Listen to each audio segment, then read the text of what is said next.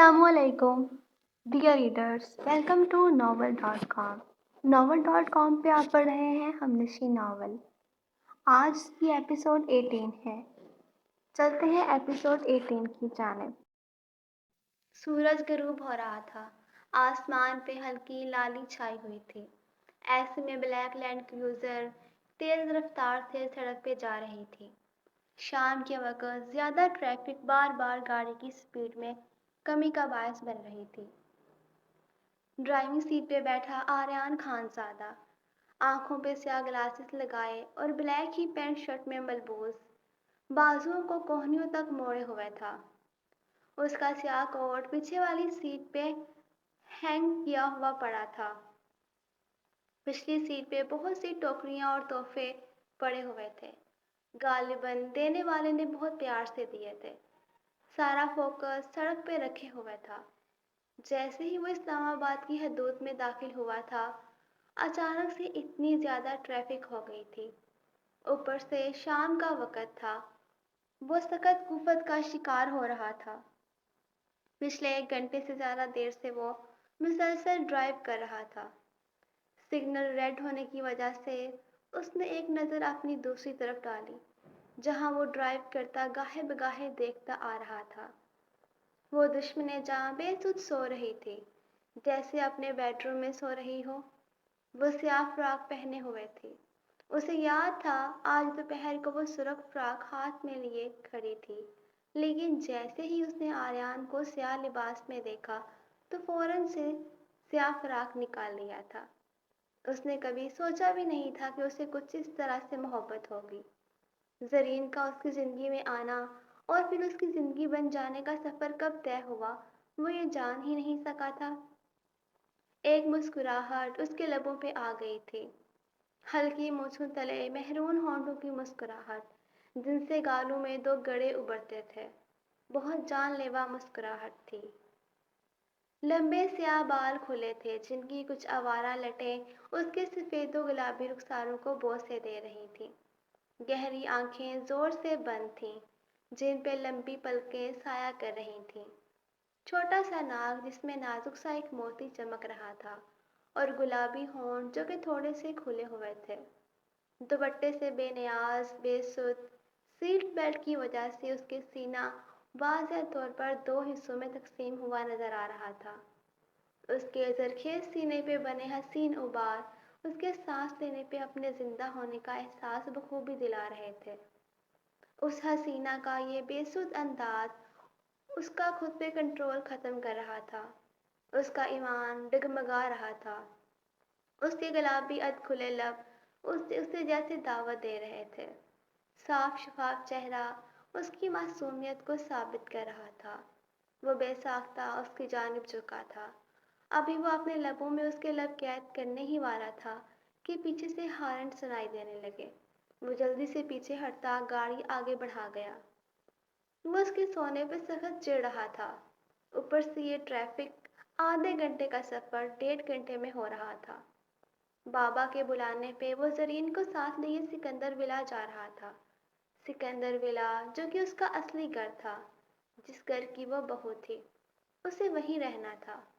रहमत आपा ने पता नहीं कितनी चीज़ें तैयार करके दी थीं। उन दोनों के लिए वो बहुत खुश थीं। आखिरकार वो एक नई ज़िंदगी शुरू करने जा रहे थे। ये मंजर, ये जगह कुछ वैसी ही थी जैसे आज से कुछ दिन पहले थी, जब वलीद को यहाँ छुपा कर रखा था। लेकिन एक बार फिर ये जगह आबाद थी। अब की बार यहाँ कौन था? अंदर कमरे में आओ तो बिस्तर पे एक कमज़ोर सा वजूद पड़ा था, जो बज़ाहिर तो जिंदा नजर आ रहा था, जिसकी आंखें छत से लगी हुई थीं। अब अगर आज से 3 दिन पीछे आओ तो याद आती है वो रात जिसमें 2 जानवर एक इंसान का जिस्म नोच कर खा रहे थे। हाशिर और उस दूसरे शख्स के जाने के बाद पता नहीं वो कितनी देर तक बेसुध पड़ी रही। वो जो उसे मर चुका समझकर छोड़ गए थे, यहाँ उसकी लाश को जलने और सड़ने के लिए छोड़ गए थे। पता नहीं कितने घंटे बाद उसके मुर्दा वजूद में हरकत हुई थी। उसे अपने हवासों में आने में कितना वक़्त लगा था, उसे नहीं पता था। لیکن درد کا احساس، مرنے کے خوف نے اس کے اندر بچی کچی ہمت کو یکجا کیا تھا۔ وہ گرتی پڑتی خود کو گھسیٹتی اپنے پرس کے پاس پہنچی تھی۔ موبائل نکالتے ہی اس کے ذہن میں صرف ایک شخص کا نام تھا، آریان خان زادہ۔ نہیں معلوم تھا وہ رات کے اس پہر اس کا فون بھی اٹھاتا یا نہیں، لیکن پھر بھی ایک یقین تھا کہ وہ آئے گا اسے بچانے۔ کال اٹھا چکا تھا وہ، ٹوٹے پھوٹے الفاظ میں اسے وہ جتنا بتا سکتی تھی بتا چکی تھی۔ اور ٹھیک آدھے گھنٹے بعد وہ خود تو نہیں آیا لیکن کامران آ گیا تھا، اور جہاں اس نے کبھی ولید کو چھپایا تھا، آج مونا کو وہیں آریان نے چھپایا تھا۔ وہ اگلے دن اس کے پاس آیا تھا کیونکہ وہ مری میں تھا، اسلام آباد میں نہیں، اور کسی پہ اعتبار نہیں کیا جا سکتا۔ تو ایک بار پھر وہی شخص کے حوالے اسے کر دیا گیا تھا جس نے اس کی کچی عمر میں اسے برباد کیا تھا۔ وہ نہ جانے کتنے دن بعد ہوش میں آئی تھی تو اپنے پاس ڈاکٹر افضل کو دیکھ کر چونک گئی تھی، اور تبھی اسے سامنے سے آتا آریان نظر آیا۔ وہ اسے ساری بات بتا رہا تھا، اس سے معافی مانگ رہا تھا کہ وہ اس کا خیال نہیں رکھ سکا، اسے بتا رہا تھا کہ وہ ٹھیک ہو جائے گی، لیکن وہ صرف اسے دیکھتی جا رہی تھی۔ اگر اس رات وہ نہ اس کی بات سنتا، نہ کوئی اسے بچانے آتا تو… مونا، تمہاری دوائیوں کا ٹائم ہو گیا ہے، اٹھ جاؤ۔ وہ جو کسی سوچ میں گم تھی اس کی آواز پہ حال میں لوٹی تھی۔ کمرے میں کوئی نہیں تھا، اس کی مردہ زندگی تھی، اور وہ تھا جو کبھی اس کی بچپن کی محبت ہوا کرتا تھا اور اب جس سے وہ نفرت کرتی تھی۔ وہ اسے پوچھنا چاہتی تھی کہ وہ کیوں اس کے پاس ہے، کیوں وہ اس کا خیال رکھ رہا ہے، کیوں وہ اس کے ہاتھوں کچھ بھی نہیں کھانا چاہتی تھی۔ وہ یہ برتن اس کے منہ پہ مارنا چاہتی تھی، لیکن وہ کوشش کے باوجود خود کے اندر اتنی طاقت نہیں پیدا کر سکی تھی۔ دوائیاں لے کر وہ آنکھیں موند چکی تھی، اب زندہ رہنے کی کوئی وجہ تو نہیں بچی تھی، بس پھر بھی زندہ تھی وہ۔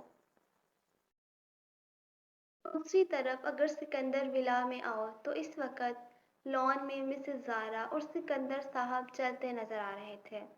ہلکی ہوا چل رہی تھی، لان میں لگے مختلف پھول اپنی خوشبو سے ماحول کو تر و تازہ کیے ہوئے تھے۔ مسز زارا ہلکے سبز رنگ کا لان کا سوٹ ملبوس کیے ہوئے تھیں، شولڈر کٹ بالوں کو آدھا باندھ رکھا تھا، چہرے پہ تازگی و شادابی برقرار تھی۔ سکندر صاحب ٹراؤزر شرٹ میں واک کر رہے تھے، گو کہ اب ان کی طبیعت ٹھیک تھی، وہ اب آسانی سے چل پھر سکتے تھے، لیکن ابھی انہوں نے آفس جوائن نہیں کیا تھا، اور ویسے بھی الیکشن ہو چکے تھے، ان کی حکومت قائم ہو چکی تھی، ابھی وہ چند دنوں کی چھٹیاں گزار رہے تھے۔ ویسے بھی آریان کی ہوتے ہوئے انہیں کسی بات کا مسئلہ نہیں تھا۔ وہ جو ہلکے مسکراتی واک کر رہی تھیں، اچانک فون کے آنے پہ چونک گئی تھیں۔ سکندر، ذرا میں ان سے بات کر لوں، یہ لوگ بات بات پہ پارٹی رکھ لیتے ہیں، میں انہیں منع کرتی ہوں کہ آج تو میری بہو آ رہی ہے، آج میں ایک ساس ہوں، بلکہ ماں ہوں صرف۔ سکندر صاحب کو موبائل اسکرین پر غور سے دیکھتا پا کر مسز زارا موبائل کی اسکرین کو نیچے کی طرف کر چکی تھی۔ وہ جلدی سے بات بناتی واپس چیئرز کے پاس جا رہی تھیں۔ پیچھے سکندر صاحب افسوس سے سر ہلاتے انہیں دیکھ رہے تھے۔ 28 سال گزارے تھے اس عورت کے ساتھ، وہ تو ان کی ہر ایک رگ رگ سے واقف تھے۔ ہیلو سوہا، تمہیں کتنی دفعہ تو کہا ہے میسج کیا کرو پہلے جب کوئی خاص بات ہو۔ ہاں کہو، وہ کال ریسیو کرتی دبا دبا چلائی تھیں۔ اب دوسری طرف کی بات سنتی وہ پریشان ہو چکی تھی۔ کیا ابھی پاگل ہو گئی ہو؟ پارسل سینڈ کرنے سے پہلے مجھے پوچھ تو لیتی۔ دوسری جانب سے پھر کچھ کہا جا رہا تھا۔ اوہو، تو تم نے ایسے امپلائی کو رکھا ہی کیوں ہے جو تمہارے شہر سے باہر ہونے پہ کسی کی رپورٹ کسی کو پارسل کر رہا ہے؟ اب بتاؤ میں کیا کروں؟ دوسری جانب سے کچھ سنتی وہ بیچ میں ہی بات کاٹ گئی تھیں۔ ہونا کیا ہے، آریان اور زرین آ رہے ہیں ان کا ریسیپشن کرنا ہے۔ سکندر جو کہہ دیں وہ تو پھر ہو کر ہی رہتا ہے۔ خیر تم نے بتایا نہیں کہ اس لڑکی کے سیمپل ارتضیٰ سے ملتے ہیں یا نہیں؟ وہ ڈاکٹر سوہا کی بات سن رہی تھی اور ایک نظر ان کی طرف آتے سکندر صاحب پہ بھی ڈال رہی تھی۔ انہیں جلدی فون بند کرنا تھا۔ کیا مطلب ہے میں خود دیکھ لوں؟ سوہا وہ لڑکی ارتضیٰ کی بیٹی ہے نا؟ اسی لیے تم مجھے مل کے یہ بات بتانا چاہتی تھی، ایسا ہی ہے نا؟ دوسری طرف سے کچھ کہا گیا تھا جس کے جواب میں مسز زارا فون بند کر چکی تھیں۔ کیا ہوا، تمہاری کولیگز ایگری نہیں ہوئیں کیا؟ پارٹی کینسل نہیں ہوئی کیا؟ سکندر صاحب مسز زارا کے چہرے پہ اڑتی ہوائیاں دیکھ سکتے تھے۔ کون سی پارٹی؟ او اچھا ہاں وہ پارٹی، جی وہ ہو گئی ہے، بس وہ ذرا اپسیٹ ہو گئی ہیں۔ آپ تو جانتے ہیں نا کہ ہر محفل کی جان تو میں ہوتی ہوں۔ وہ مسز زارا کو بغور دیکھتے کرسی پہ بیٹھ گئے تھے۔ زارا کیا کوئی ایسی بات ہے جو مجھے نہ پتا ہو یا تمہیں وہ بات مجھے بتانی ہو؟ اگر کوئی ایسی بات ہے تو مجھے بتا دو اس سے پہلے کہ کوئی مسئلہ ہو جائے۔ سکندر صاحب مسز زارا کا ہاتھ تھامتے کہہ رہے تھے۔ نہیں نہیں تو بھلا کیا بات ہوگی؟ میں آج کل ڈائٹنگ کر رہی ہوں نا، اور گرمی بھی آ گئی ہے، اب تو موسم میں حرارت ہوتی ہے نا اب۔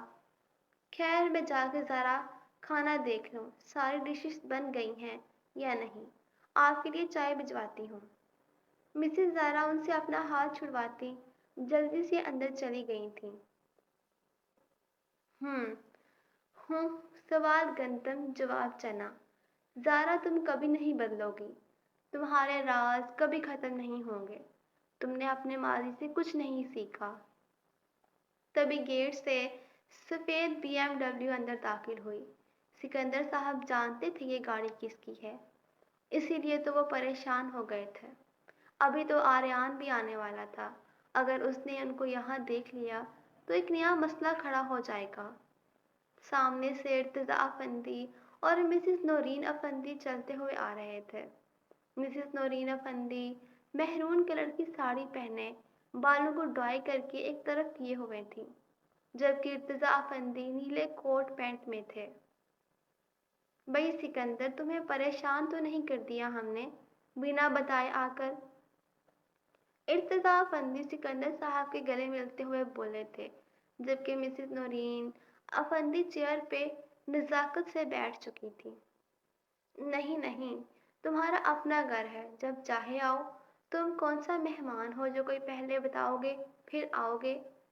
سکندر صاحب ہنستے ہوئے کہہ رہے تھے، لیکن آج وہ ارتضیٰ کی اس طرح آنے پہ واقعی پریشان تھے۔ آریان پہلی دفعہ زرین کو لے کر آ رہا تھا۔ آج کی شام زرین کے نام تھی۔ یہی میں ان سے کہہ رہا تھا، وہ نورین افندی کی جانب اشارہ کرتے ہوئے بولے۔ سکندر اور میں اتنے سال تک ایک اپارٹمنٹ میں رہتے آئے ہیں، ایک کمرے میں۔ ارتضیٰ افندی ایک آنکھ کا کونا دباتے ہنستے ہوئے بولے تھے، یہاں تک کہ ایک ہی باتھ روم بھی استعمال کرتے رہے ہیں، اس لیے جب دل چاہے ہم تب ان سے ملنے آ سکتے ہیں۔ جبکہ سکندر صاحب بھی ان کا ساتھ دینے کو ہنس دیے تھے۔ اصل میں نورین پینٹنگز ایگزیبیشن رکھ رہی ہے اس ہفتے کو، اس لیے ہم سب کے ہاں یہ دعوت نامے دے رہے ہیں، تو آپ کی طرف بھی آ گئے۔ اچھا، بہت اچھا کیا، میں تو نہیں آ پاؤں گا لیکن زارا ضرور آ جائے گی۔ ابھی وہ لوگ باتیں ہی کر رہے تھے کہ گاڑی کی ہارن پہ گارڈز فوراً الرٹ ہوئے۔ الرٹ ہوتے دروازہ کھول رہے تھے۔ مسز زارا بھی آریان کی گاڑی کی آواز سنتی باہر آ گئی تھی۔ انہیں زرین کا استقبال بھی تو کرنا تھا، چاہے آریان کو دکھانے کے لیے ہی صحیح۔ دوسری طرف آریان جو کہ زرین کے ساتھ کھڑا مسز زارا سے بات کر رہا تھا، اس کی نظر بے ارتضیٰ افندی کی جانب اٹھی تھی۔ ارتضیٰ افندی بھی اسی کو دیکھ رہے تھے۔ دونوں کے درمیان ایک سرد دیوار محسوس ہو رہی تھی۔ اس کی وجہ ان کی وہ ملاقات تھی جو کہ 2 دن پہلے ہوئی تھی۔